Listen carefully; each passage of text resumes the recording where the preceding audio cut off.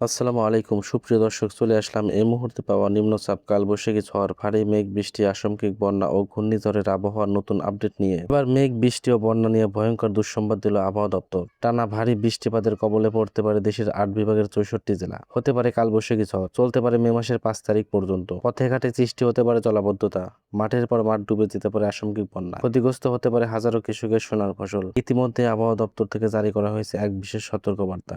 ঢাকা সহ দেশের 17 জেলায় আজ শুক্রবার দুপুরের মধ্যে দমকা হাওয়া সহ ঝোড়ো আবহাওয়ার আশঙ্কা জানিয়েছে আবহাওয়া দপ্তর। একই সঙ্গে বৃষ্টি কিংবা বজ্রসহ বৃষ্টি হতে পারে। আবহাওয়া অধিদপ্তরের অভ্যন্তরীণ নদী বন্দরগুলোর জন্য দেওয়া সতর্কবার্তায় বলা হয়েছে, পাবনা, বগুড়া, টাঙ্গাইল, ময়মনসিংহ, ঢাকা, ফরিদপুর, মাদারীপুর, যশোর, কুষ্টিয়া, খুলনা, বরিশাল, পটুয়াখালী, নোয়াখালী, কুমিল্লা, চট্টগ্রাম, সিলেট জেলার উপর দিয়ে পশ্চিম অথবা উত্তর পশ্চিম দিক থেকে ঘন্টায় 45 থেকে 60 কিলোমিটার বেগে অস্থায়ীভাবে দমকা অথবা জোড়ো হাওয়া বয়ে যেতে পারে। এই সময় বৃষ্টি অথবা বজ্রসহ বৃষ্টির সম্ভাবনা রয়েছে বলে জানিয়েছে আবহাওয়া দপ্তর। ফলে সংশ্লিষ্ট এলাকার নদী বন্দরগুলোকে 1 নম্বর নৌ সতর্কতা দেখতে বলা হয়েছে। এদিকে আবহাওয়া অধিদপ্তরের আরেক পূর্বাভাসে বলা হয়েছে, সন্ধ্যা পর্যন্ত দেশের সব বিভাগে অস্থায়ীভাবে দমকা বা জোড়ো হাওয়া বয়ে যেতে পারে। বিদ্যুৎ চমকানো সহ বৃষ্টি অথবা বজ্রসহ বৃষ্টির সম্ভাবনা রয়েছে। কোথাও কোথাও মাঝারি ধরনের ভারী থেকে অতি ভারী বৃষ্টি হতে পারে। আবহাওয়া অফিস জানিয়েছে, দেশের সব বিভাগে এই ঝড় বৃষ্টির প্রবণতা আগামী কয়েকদিন পর্যন্ত অব্যাহত থাকতে পারে। এরকম ভিডিও প্রতিনিয়ত পেতে চ্যানেলটি সাবস্ক্রাইব করে পাশেই থাকুন।